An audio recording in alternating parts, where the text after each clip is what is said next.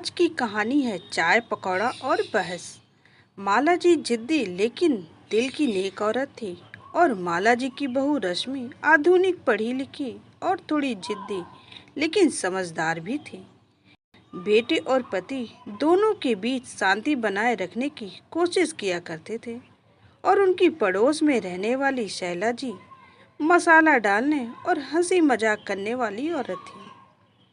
एक दिन माला जी छतरी झटकते हुए घर में आती हैं और कहती हैं, अरे रश्मि बहू, आज तो मज़ा आ गया। बाहर से आते ही भीग गई मैं। जल्दी से गर्मा गर्म अदरक वाली चाय बना लो और हाँ, पकौड़े भी साथ में। बारिश बिना पकौड़े के अधूरी लगती है। यह सुनकर रश्मि मुस्कुराते हुए कहती है, चाय तो अभी बना देती हूँ मम्मी जी, लेकिन पकौड़े, ओह आपने देखा कितना ऑयली होता है।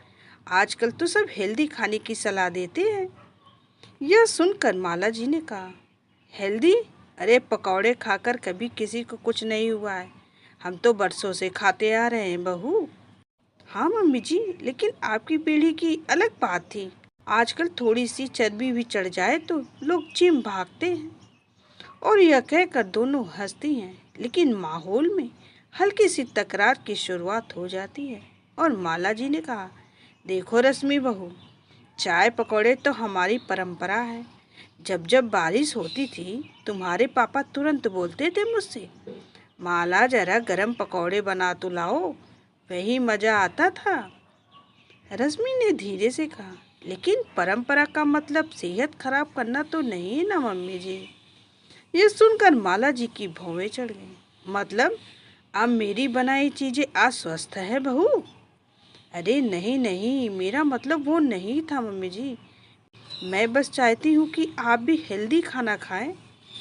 उसी बीच पड़ोस में रहने वाली शैला मौसी दरवाज़ा खटखटाकर अंदर आ जाती हैं और हंसते हुए कहती हैं, अरे वाह, आज तो बारिश के मज़े हैं मज़े। चाय पकौड़े बन रहे हैं घर में।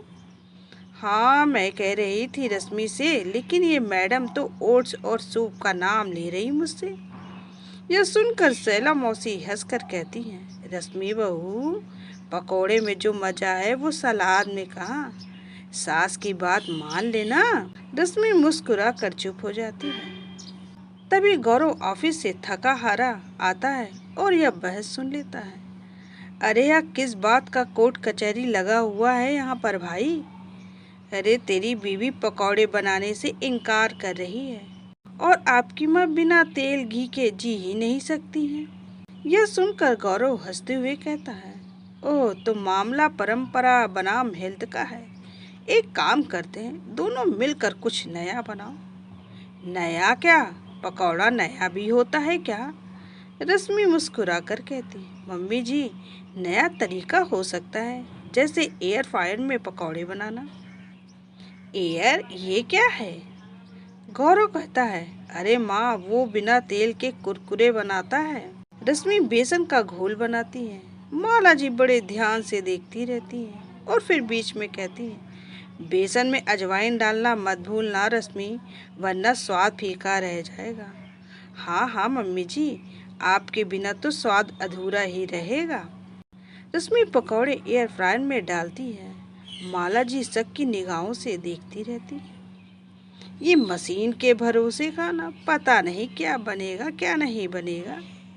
5 मिनट में पकौड़े बनकर तैयार हो जाते हैं। माला जी एक टुकड़ा उठाकर चखती हैं और कहती हैं, अरे वाह, ये तो सचमुच कुरकुरे हैं और तेल भी नहीं टपक रहा है इसमें से। तभी शैला मौसी हंसकर कहती है, तो क्या माला, अब ये एयर फायर वाली बहू ही तेरी गुरु हो गई? अरे नहीं, गुरु नहीं, लेकिन बेटी तो है मेरी। सब मिलकर चाय पकौड़े खाते हैं। बारिश की आवाज़ और हंसी का माहौल। गौरव खिड़की से बारिश को देखते हुए बोलता है, देखा मम्मी, देखा रश्मि, ये घर भी तभी पूरा लगता है जब परंपरा और नए ज़माने की सोच साथ हो। आप दोनों की नोक-झोंक ही इस घर की असली मिठास है। माला जी नेहा का हाथ पकड़ते हुए कहती हैं, तू सही कहता है बेटा, बहस से ही तो एक दूसरे को समझना आता है। और उसमें बड़े प्यार से कहती है, चाय पकौड़े भी और हेल्दी स्नैक्स भी माँ। बहस छोटी छोटी हो सकती है, लेकिन उसका हल प्यार और समझदारी से ही निकलता है। परंपरा और आधुनिकता जब साथ आती है तभी परिवार का स्वाद पूरा होता है। यह थी मेरी एक छोटी सी कहानी। अगर आप लोगों को अच्छी लगी हो तो एक लाइक शेयर और सब्सक्राइब करना बिल्कुल भी मत भूलिएगा।